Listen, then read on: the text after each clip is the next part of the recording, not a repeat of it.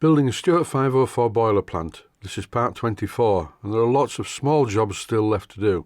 Finishing the varnishing of the sub baseboard, the last bit of tedious steam pipe cladding, and a quick look at the generator electronics.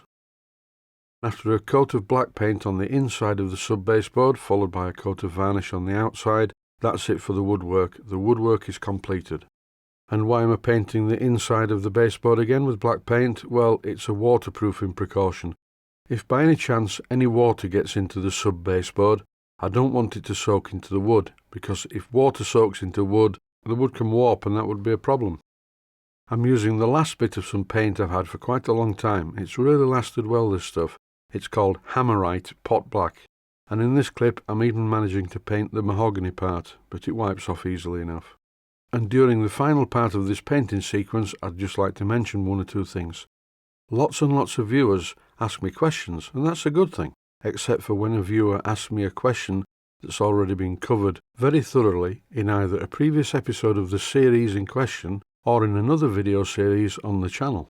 This is a screen grab of the landing page of my channel, and as you can see, there is a list across the top that goes Home, Videos, Playlists, Community, Channels, About, and at the right hand side of the list there is a magnifying glass icon.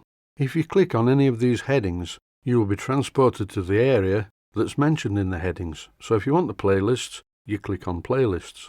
For those of you who are not very computer savvy, that will not work by clicking on the video.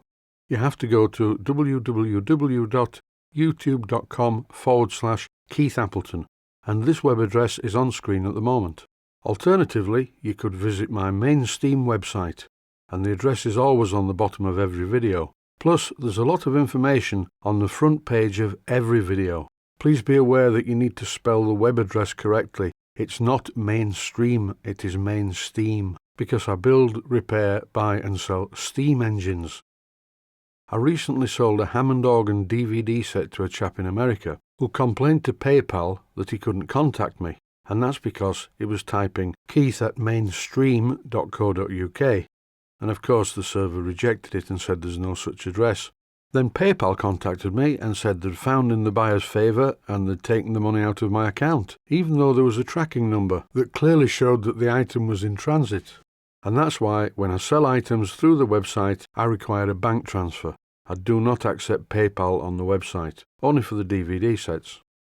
And here's the good news and the bad news. Well, the bad news first. I'm having to lag another piece of copper pipe with string. This is the main feed from the turret to the steam engine.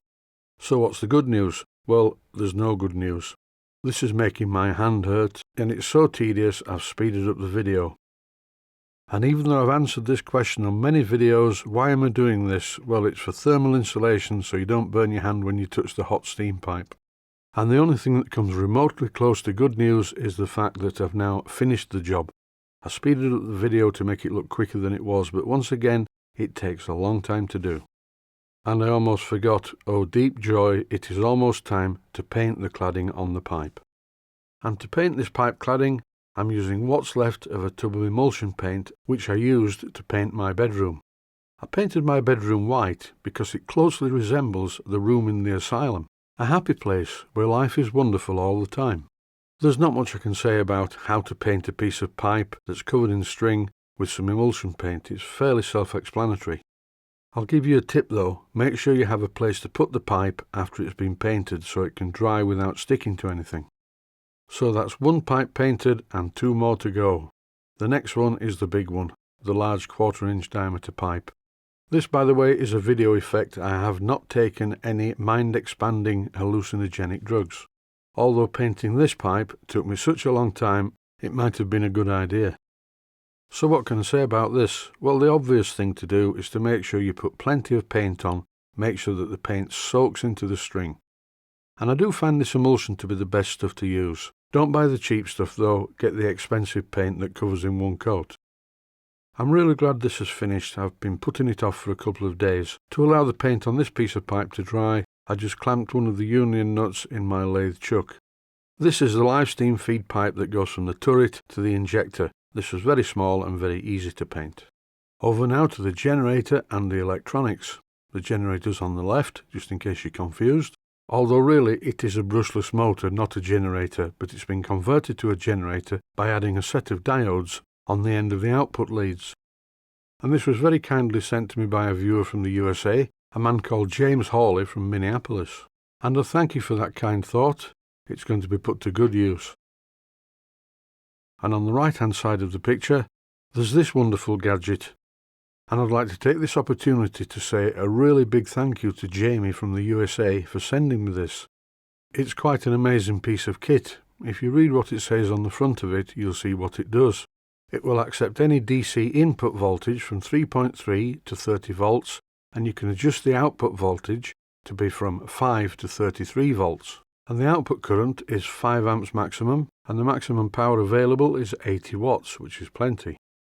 This is a really good quality, very well made device. It looks very simple to use. There's an input and output, and a small brass screw to adjust the output voltage. There's also an LED display and a button so you can monitor input or output voltage.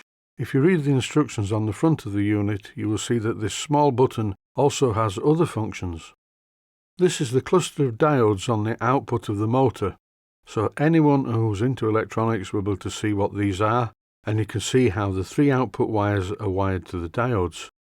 So that's about it for now. While the paint's drying, I think I'll go and have a go on my Xbox One X and navigate my way around the wonderful game which is called Skyrim. So that's it for now. Thanks for watching, and I hope you found it useful.